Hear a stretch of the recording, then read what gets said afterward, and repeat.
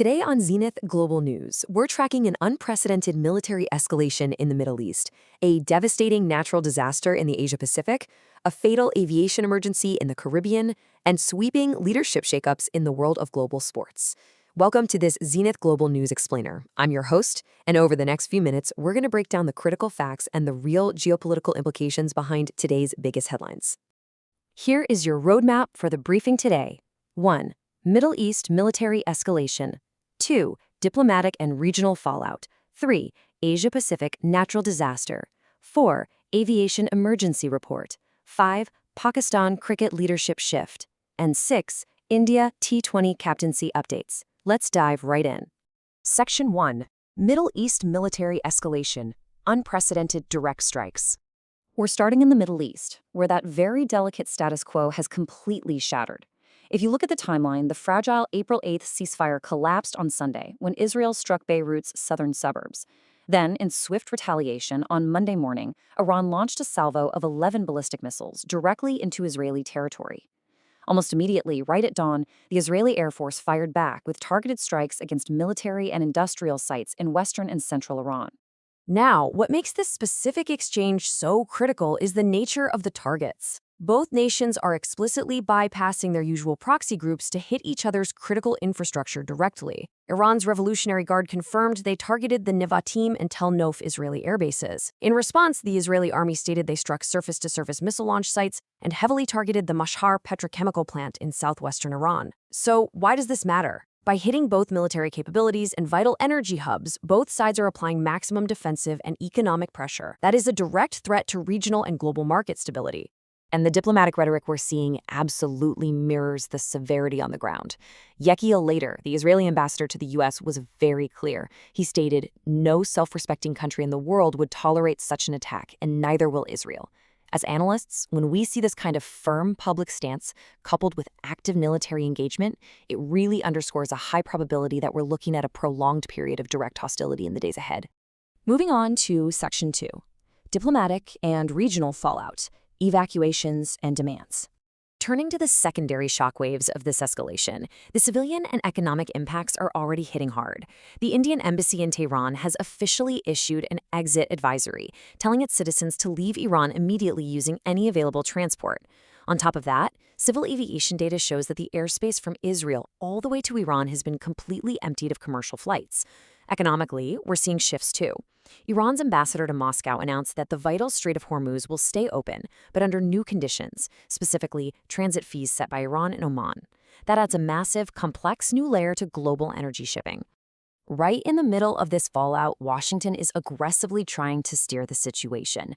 U.S. President Donald Trump is putting very heavy public pressure on Israeli Prime Minister Benjamin Netanyahu to halt any further retaliations.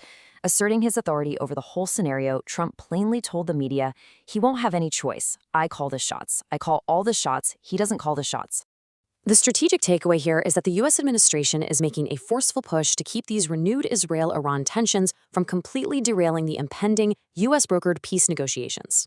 Trump's highly public intervention is a massive test of American diplomatic leverage in the Middle East right now. Washington is essentially attempting to force a return to the negotiating table before this military tit-for-tat spirals entirely out of control. All right, turning to Section 3. Asia-Pacific natural disaster. Massive quake hits Philippines. Shifting our focus across the globe to the Asia-Pacific, early Monday morning, a massive 7.8 magnitude offshore earthquake struck near the Philippine island of Mindanao.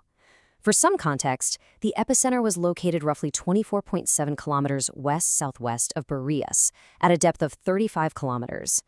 And the impact has just been severe and immediate. At least 19 people are confirmed dead, with over 200 injured as buildings crumbled and landslides swept through the area. This tremor was actually powerful enough to trigger 1-meter tsunami waves along nearby coasts. General Santos City, which is a major commercial hub for the region, sustained significant infrastructure damage. That's led to the immediate closure of its international airport and the cancellation of dozens of flights. Sadly, this event is a grim reminder of the extreme vulnerability of the Philippines, sitting right there on the highly active Pacific Ring of Fire. Next up, Section 4. Aviation Emergency Report.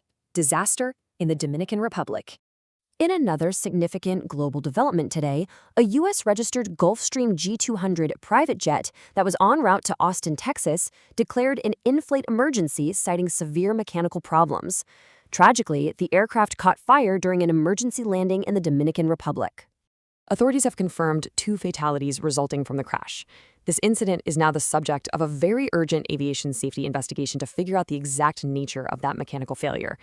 And this matters because these findings are going to be closely monitored by global aviation regulatory bodies to ensure the ongoing safety protocols of this widely used class of private jet. Section 5. Pakistan Cricket Leadership Shift, a Test Captaincy Overhaul. Pivoting now to the world of global sports, where we're seeing some really significant leadership shakeups. The Pakistan Cricket Board is currently executing a major overhaul. Shan Masood is being ousted from the Test captaincy after a highly disappointing tenure. We're talking about losing 12 of his 16 tests in charge, which was recently compounded by a historic series loss to Bangladesh. Positioned to take over the reins is Salman Agha, and he's going to be tasked with stabilizing a team that just finished dead last in the World Test Championship cycle. This change is being aggressively driven by PCB chairman Mohsen Naqvi. The strategic takeaway here? This overhaul is a desperate bid for consistency and renewed discipline ahead of 2 incredibly tough international tours coming up in the West Indies and England. Furthermore, the board is reportedly considering former captain Mohammad Hafiz for the role of director of international cricket. All of this signals a complete structural reboot for their national setup. Finally, Section 6. India T20 Captaincy Updates. A new era.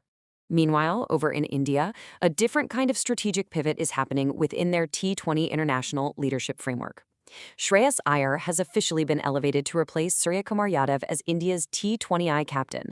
This decision heavily rewards Iyer's recent domestic franchise success. He just led the Kolkata Knight Riders to an IPL title and guided Punjab to a final. He's slated to immediately lead the squad for the upcoming Ireland and England tours. And Iyer has made his leadership philosophy crystal clear. He stated, "I don't have to change my personality, not try to be someone else or be under someone's shadow." That bold stance is absolutely crucial for the team dynamic right now. As he reunites with his former IPL mentor and current national coach, Gautam Gambhir, Iyer is really establishing his own distinct authority. It's a move that signals a very confident, individualized approach to the future of Indian T20 cricket. When we step back and look at today's briefing in totality, there's a very clear theme emerging here. Whether we're talking about sudden, violent shifts in Middle Eastern power structures, the unpredictable forces of nature in the Pacific, or these highly calculated leadership overhauls in global sports, the landscape is changing, and it's changing fast. So the question we have to ask ourselves is, how will these shifting power dynamics, the ones being established today, reshape the realities of our world tomorrow? And that concludes our analysis for today. Thank you so much for watching this Zenith Global News Explainer. If you found this briefing valuable, make sure to like, share, and subscribe so you never miss an update on the stories that actually matter. Stay informed, stay aware, stay ahead. Only on Zenith Global News.